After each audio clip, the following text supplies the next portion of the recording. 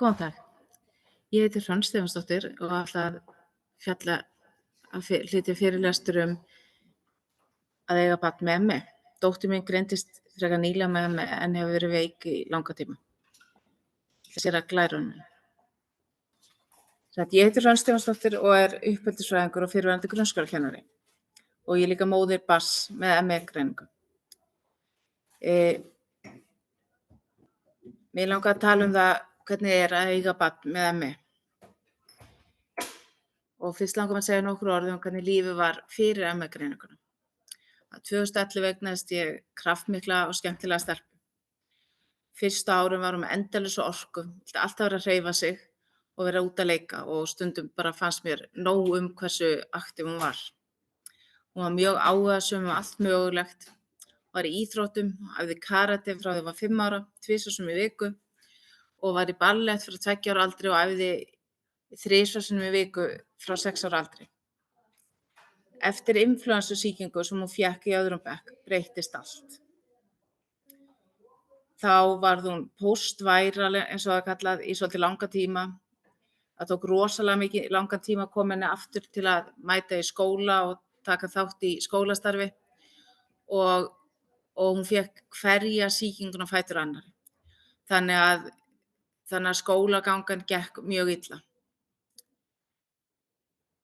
Og þá hófst þrautagangan í gegnum heilbrigðiskerfið. Greiningaferli var mjög langt og við fórum gengum á milli lækna og það kom upp ýmsar tilgátur orsakir veikindanna á leiðinni. Sumir greindu hana með mígreni og aðrir greindu hana með vefjagigt. Hún fór í alls konar gigtapróf og í rauninni allt sem mögulegt var að prófa var prófað. Ráðaleysi lækna til að finna út hvað var að þegar skýringin var ekki einföld var mikið og það reyndist mjög erfitt fyrir lækna að halda áfram að reyna að finna greiningu þegar það sem þeir voru að prófa gekk ekki upp, að þá bara hættu þeir og þá þurftum við að finna annan lækni og prófa eitthvað og finna aðra leiðir. Og við fengum ekkert rosalega mikla hjálp í gegnum þetta kerfi. Tilhneigingin til að skella skuldinni á foreldra þegar einföld skýring finnst ekki er rosalega mikil og við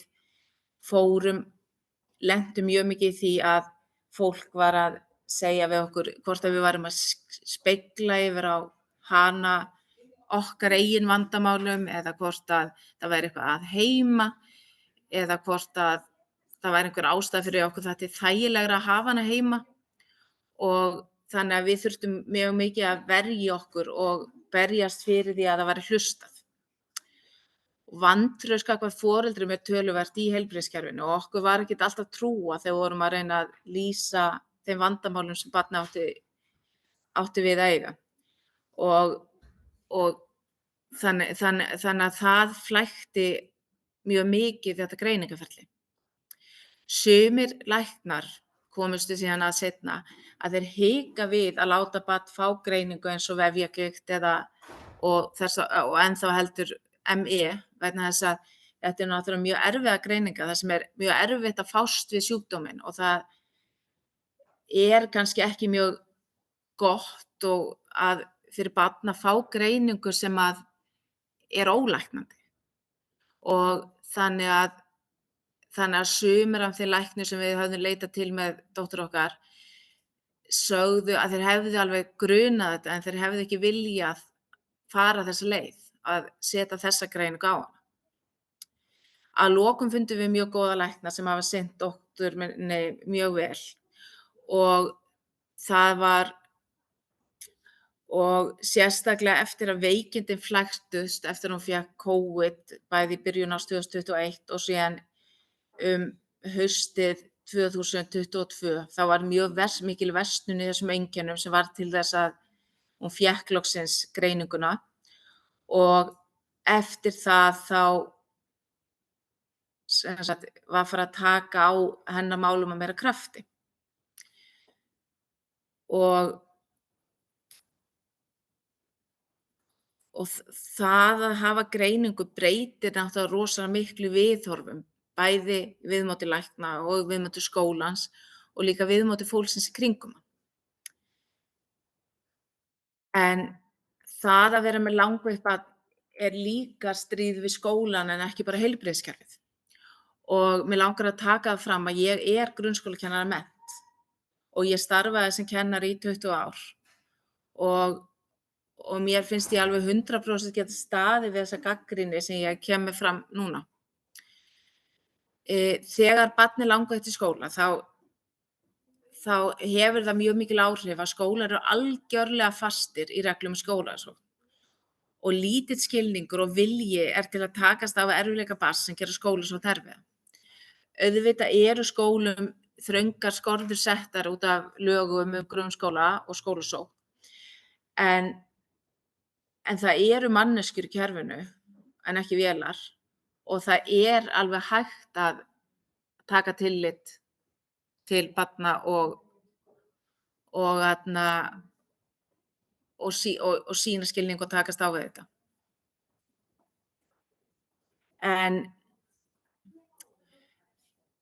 En það er líka lítil þolinmæði og umburðarlyndi í skólakerfinu og þolinmæði gagnvart börnum sem eru öðruvísi er rosalega lítil. Og þegar börn eru að kvarta undan verkjum eða þreytu eða einhver svona sem að skólarnir þekki ekki, þá þykir það bara að vera væl og vesen og fólk vill ekki hafa þannig truflanir í skólakerfinu. Skólar eru líka illa búnir til að taka á móti veikum börnum og veita þá nauðsynlegu viðeigandi aðlögun sem þau þurfa á að halda.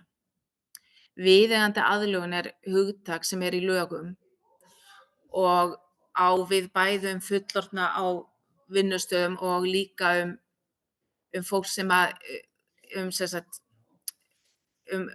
aðstæður á skólastöðum og þetta felst í því að samkvæmt lögum og sáttmála Sameinuðu þjóðanna um réttindi fatlaðs fólks þá á fólk rétt á því að aðstæður séu aðlagaðar þörfum þeirra. Börn eiga rétt á því að fá betri stóla, þau eiga rétt á því að lýsing sé aðlöguð og ýmislegt fleira í þeim dúr. Og oft er ekkert mikill kostnaður við þetta, oft það bara að gera eitthvað smávægilegt til að breyta og það er réttur barna þess gert. Við rákum okkur líka á það að vilji kennara og skólayfirvalda til að kynna sig hvað er á bak við greiningar barns og læra hvernig á að taka til móts við þau er oft lítill. Og gott samstarf við skóla og skólayfirvöld er lykilatriði til að skólaganga barna gangi vel. Og þetta á við alveg upp allan háskóla, alveg frá 6 ára bekk og fram á fullorðinsár.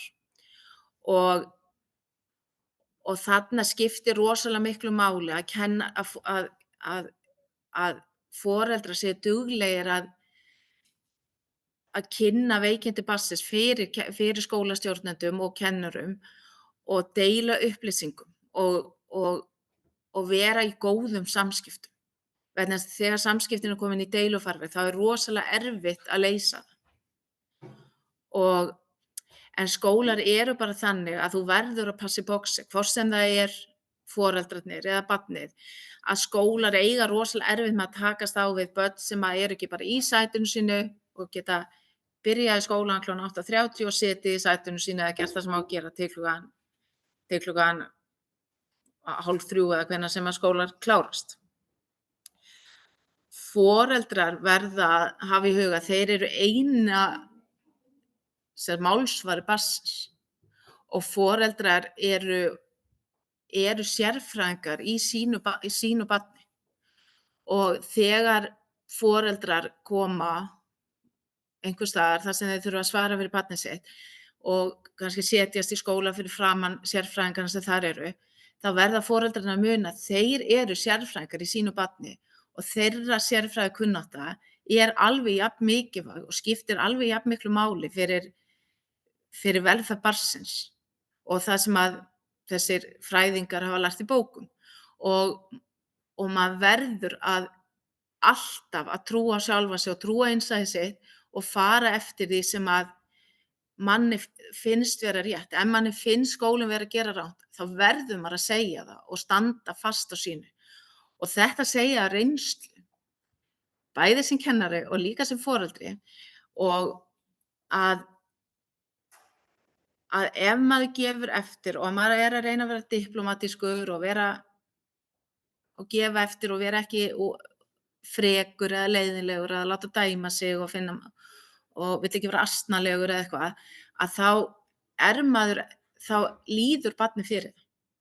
Og þannig að maður verður að vera rosalega harður og rosalega ákveðinn en samt halda góðum samskiptum.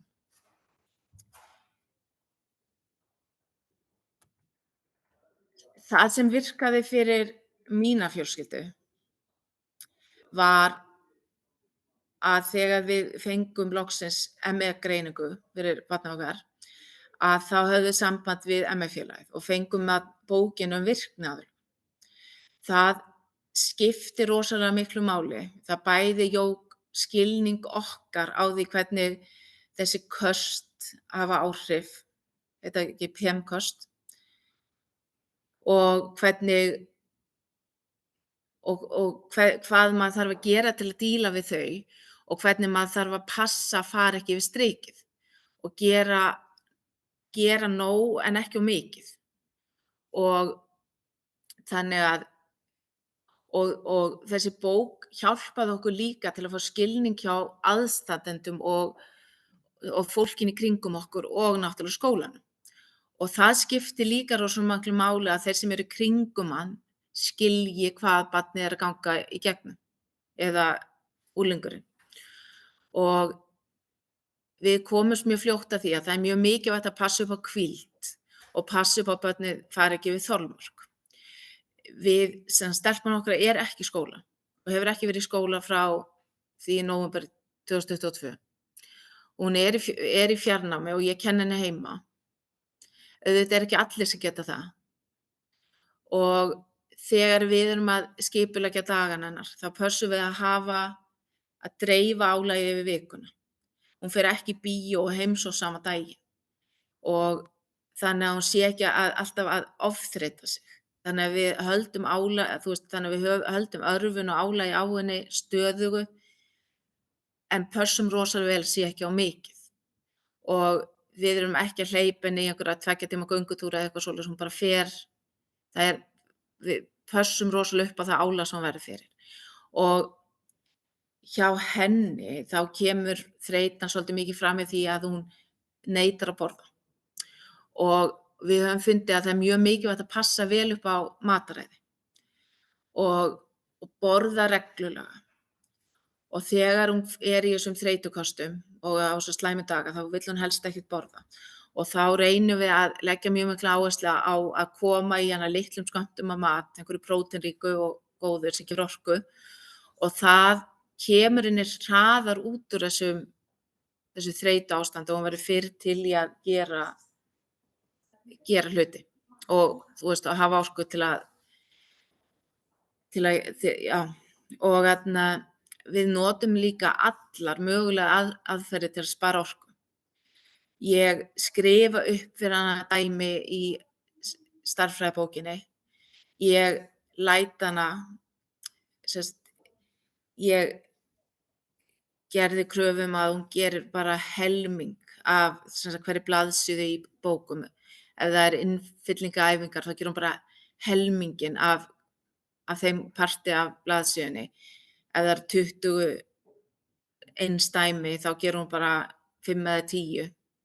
Ef hún kann vel þar sem er verið að kenna, það kannski bara 1. Og þannig minnkum við álagið.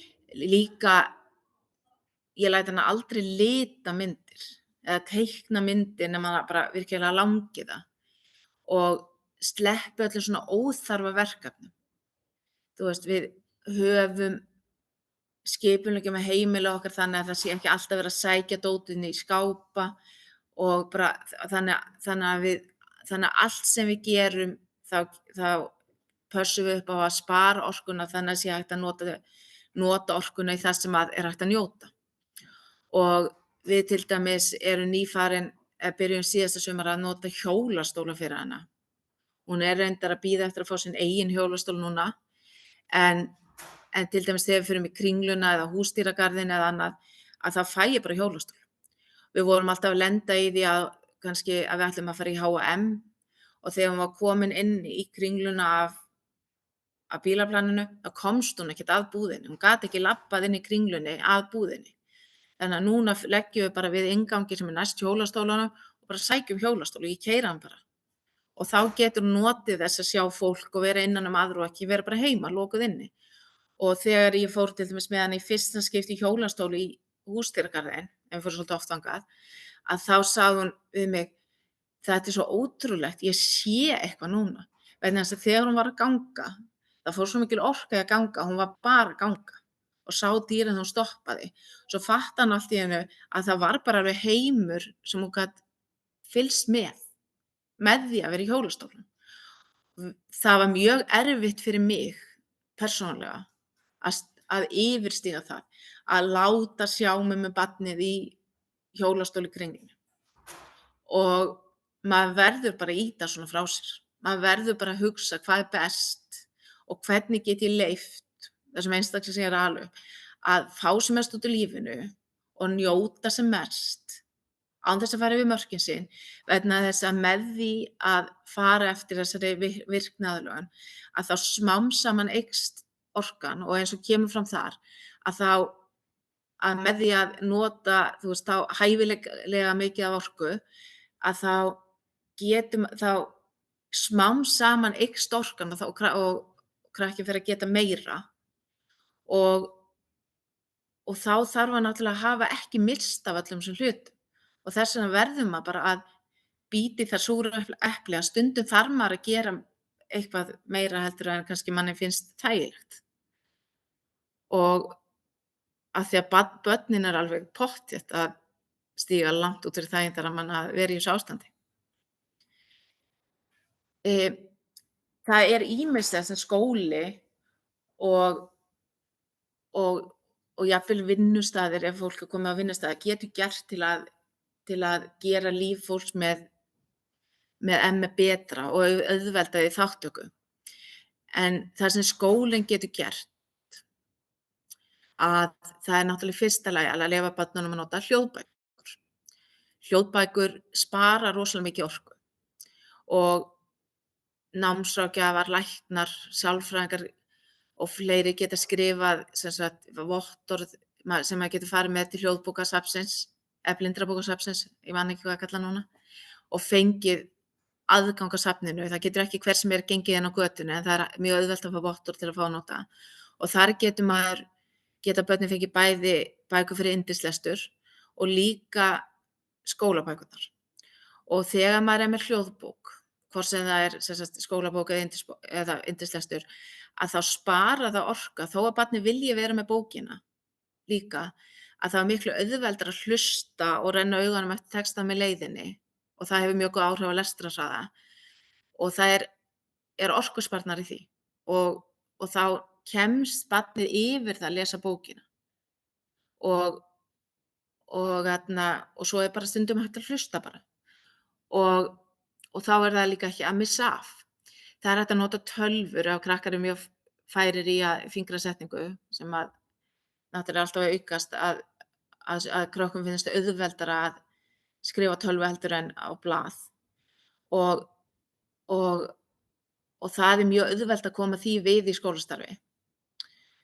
Og það er mjög mikilvægt að skólar búi til einstaklingsnámskrá sem gengur út af að börnin sé ekki að gera óþarfa endurtekningar og það komi bara fram í einstaklingsnámskrá barnsins að það sé ekki farið yfir of mikið og það sé bara verið að kenna þeim það mikilvægasta. Það sé ekkert verið að eyða orku og tíma í einhverjar aukabækur og eitthvað svona ítarefni. Og þegar ég var kennari og ég geri það í kennslu með dóttur mína heima, að ég bara tek bara, eins og til dæmis að ef það er verið að gera stafsetningaæfingar í þessum gamaldags stafsetningabókum, að þá gerum við bara 2 línur. Og og ef það er dæmi kannski með 21 dæmum eins og stundum í stærðfræðibókum, þar geri ég bara línu og ég gerði það líka þegar ég var sem sagt bekkjarkennari, að þá gerði ég bara línu í bókina og sagði við krakkana: "Þú þarft ekki að fara niður fyrir þetta." Vegna þess að það er algjörlega yfirþyrmandi ef maður er þreyttur og hefur litla orku að standa fyrir framan þessa bók og sjá, þú veist, þarft að gera allt þetta og þú kannt það og samt þarft að gera allar þessar endurtekningar og veist hvað þú ert þreyttur og hvað er illt í höndunum á eftir og það er bara mjög svona niðurdrepandi. Og þannig að það að vita, ég þarf bara að gera eina línu, að það getur verið mjög svona mikið svona léttir fólginn í því. Og þannig að og þetta er hægt að gera í öllum námsgreinum. Og það sem ég gerði bæði sem umsjónarkennari og ég tek það fram vegna þess að ég er að segja, ég er ekki bara að segja eitthvað sem ég er að krefja sem foreldri, að ég lét börn sem voru þreytt eða með verki aldrei lita myndir nema þau vildu það. Og aldrei að fara í þessi stundum þarf að kannski að teikna alveg fullt af myndum með, þú veist, skrifa ljóð og teikna mynd. Þú veist, þetta hefur náttúrulega svo sem engan tilgang. Og það er, meina, nema fyrir börn sem hafa virkilega ánægju af því. Og þá náttúrulega kannski þarf að sleppa, bara leyfa þessum krökkum að sleppa því og velja mikilvægustu verkefnin og sleppa öllu sem tekur óþarfa orku. Skólar þurfa, og það er og þau eiga rétt á því samkvæmt þessum reglum viðeigandi aðlögun, að hafa hvíldaraðstöðu. Það getur verið mjög erfitt í sumum skólum vegna þess að bæði er alltaf að fjölga börnum. Það er meira álag á skólum út af því að það er alltaf að fjölga flóttamönnum og fólki sem þarf svona ekstra hjálp í skólum. Og það er líka alltaf að fjölga stjórnendum í skólum, þannig að það er alltaf að vera fleiri og fleiri fólk sem þarf skrifstofur. Og það eru rými sem voru áður, á þeim tíma sem ég var að kenna, notuð sem hvíldarherbergi. En flestir skólar geta útvegað einhverja hvíldaraðstöðu, hvort sem það er dýna á gólfinu inni í lesveri, einhverjum afskiptastað, og fyrir suma krakka er nóg bara að fara inn í lesveri og fá að vera bara í meira næði. Og stundum er bara nóg að sé útvegaður einhver hvíldarstóll, bara einhver stóll þar sem þú getur bara látið fara aðeins betur um þig. Það þarf líka að sýna sveigjanleika í mætingu. Við höfum lent í því með okkar stelpu að það er ekki farið eftir vottunum frá læknum sem maður kannski biðji að barnið fái sveigjanlega mætingu. Og sveigjanleiki í mætingu þarf að vera ekki bara gagnvart því hversu margir dagar eru taldir sem veikindadagar, heldur líka að horfa til þess að merkja ekki við of seint þegar barnið er of seint á morgnana, vegna þess að það er mjög erfitt að komast af stað. Suma dagar, stundum eru góð dagar og þá kannski tekur bara venjulegan tíma að komast af stað, en stundum bara er barnið of slappt og lasið til að það geti flýtt sér. Og þá þarf bara skólinn að skilja það að stundum þurfi þetta barn að mæta klukkan 10 og hætta að gefa of seint. Og málið er að í nútímanum að þá er ekki lengur þannig að það sé lesið upp og merkt við þeir sem eru mættir. Það er merkt við fjarvistir. Og þegar það er merkt við fjarvistir þá er það val kennarans hvort það merki við fjarvisti ekki. Og þannig að barnið þarf ekki, þannig að skólinn þarf ekki að gefa barninu seint. Og þannig að þar kemur að miklu leyti fram ósveigjanleiki í skólakerfinu þegar er verið að gefa börnum seint og þegar það er bara algjör óþarfi. Skólar geta boðið upp á fjarkennslu og þeir gerðu það í COVID og það er svolítið skrítið hvað hefur verið erfitt að fá skóla til að kenna veikum börnum í fjarkennslu eftir COVID. Þeir eru náttúrulega með tækin sem þarf af því að þau notuðu þetta á COVID-tímanum.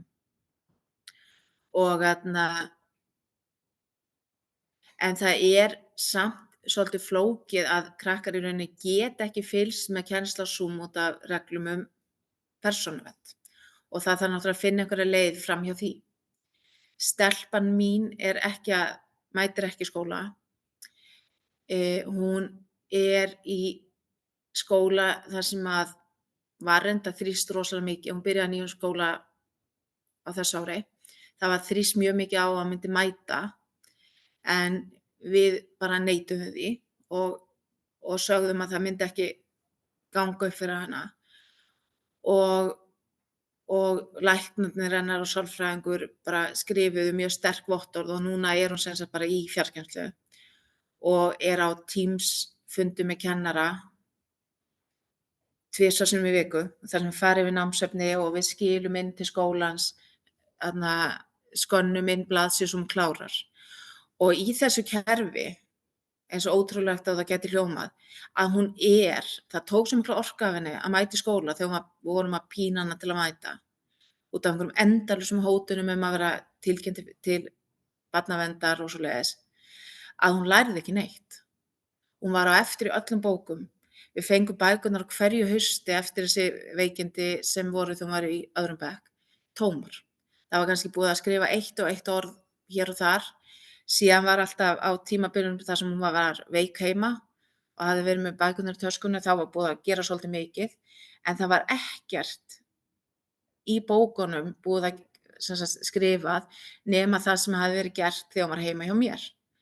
Og það sem gerðist þegar hún hætti að mæta í skóla og fór að vera í þessari fjarkennslu með kennaranum og svoleiðis, að hún fór bara að læra á fullu.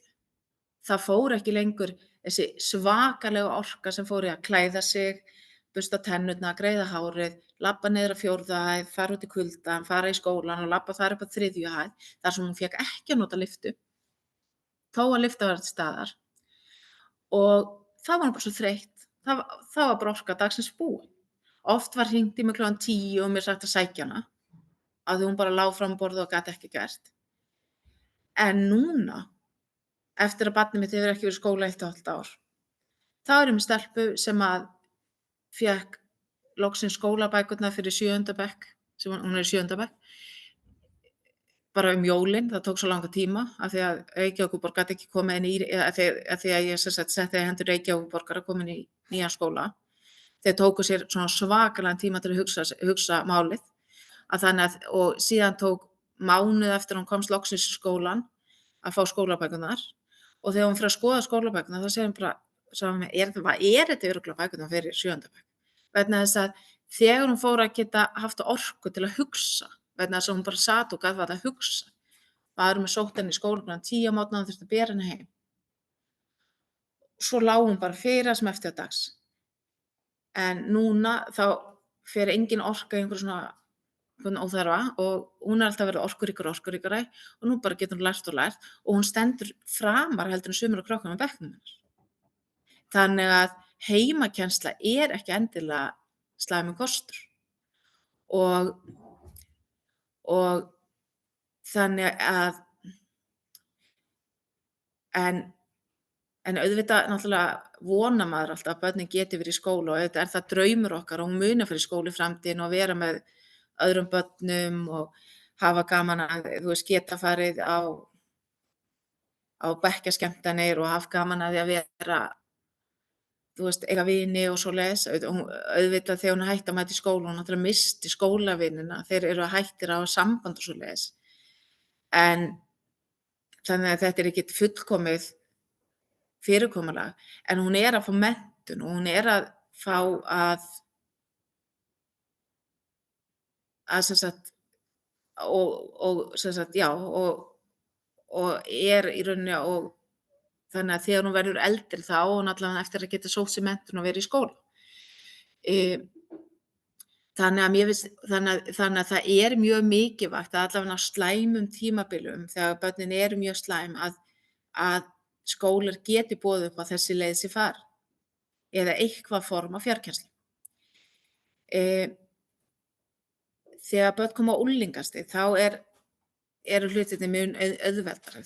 Núna er til dæmis kominn skóli sem heitir Ásgarður skólinn í skýjunum og þar geta börn sem eru veik verið í fjarnámsskóla og dóttir mín er væntanlega komin þar í næsta vetur og þar er fyrirkomulagið þannig að börnin mæta eftir getu að tölvuskjánum á morgnana, þurfa þar af leiðandi ekki að eyða orkunni í að fara út og klæða sig og þar hitta þau krakka á Zoom-fundum og þannig að þau eru í bekk og hitta aðra krakka og fá þessi félagslegu samskipti.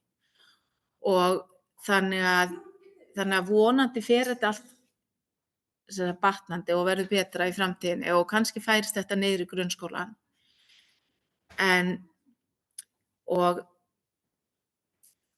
Og svo er bara mikilvægt að nota öll hjálpartæki í boði. Það er trú mín og það er sem sagt reynsla mín að þegar ég byrjaði að nota þessa virkniaðlögun, þá var stelpa mín kannski bara eins og var alltaf svo þreytt að bara eins og hún gæti ekki hugsað. Það væri bara slökkt. Og allt var erfitt og allt var flókið og allt, þú veist, og það var erfitt að skilja alla hluti. Eftir að við byrjum að nota virkniaðlögun og fara hægt af stað, þú veist, og gera alltaf smám saman meira og meira, ekki eins og gert hjá vefjagigtarkrökkum að pína þau áfram, heldur segja getur gert meira, getur gert, þú veist, og leyfa henni, þú veist, að vera aðeins lengur á morgun í tölvunni heldur en hún var í gær. Og smám saman er hún að vinna upp orkuna. Og þannig að ég held að hún hafi dottið út úr skólasysteminu og sé komin í þetta kerfi, eigi eftir að gera það verkum að hún verður ekki öryrki í framtíðinni. Að hún eigi eftir að verða hraust, dugleg stelpa sem kannski á hún aldrei eftir að fara í fjallgöngur eða hlaupa maraþon eða eitthvað. En ég er alveg fullviss að með því að fara eftir þessu systemi og mæta þörfum hennar þar sem hún er, að þá er henni eftir að vera virkur einstaklingur í framtíðinni sem getur notið allt sem lífið hefur upp á að bjóða. Takk fyrir. Og nú ætlaði ég kannski að bjóða upp á spurningar ef það passar fundarstjóra.